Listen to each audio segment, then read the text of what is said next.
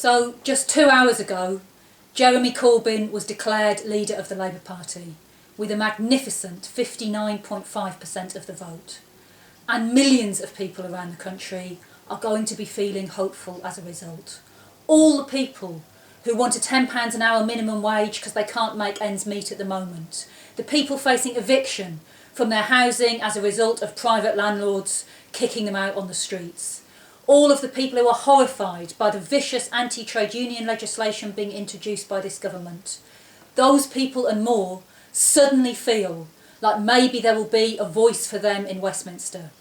Because we've had decades where we've had nothing but pro-austerity, neoliberal, pro-privatisation parties in Parliament. New Labour has become, or had become, a party for the 1%, not the 99%. And now it seems that finally there is an opportunity for the majority, the 99%, for working class people's voice to be heard in Parliament. It's fantastic, but it is only a beginning. We shouldn't be under any illusions that this is going to be easy. Let's remember that Maggie Thatcher said that her greatest achievement was New Labour and Tony Blair, because she had, and capitalism had, made the Labour Party into one more party of big business that would safely rule in their interests.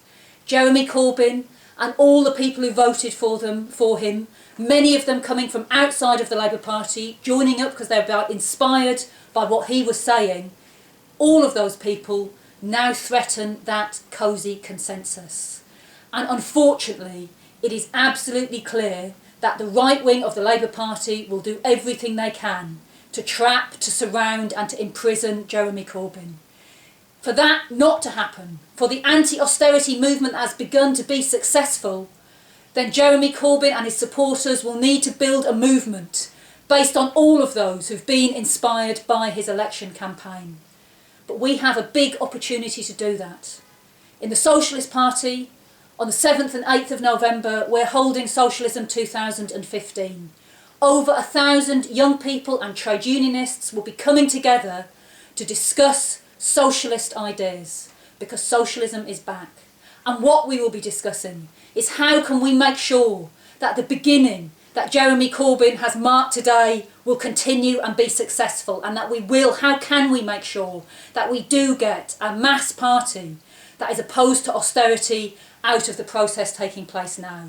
But we'll also be discussing the lessons of Greece, not just how you build an anti-austerity party, but how you make sure that that party is successful.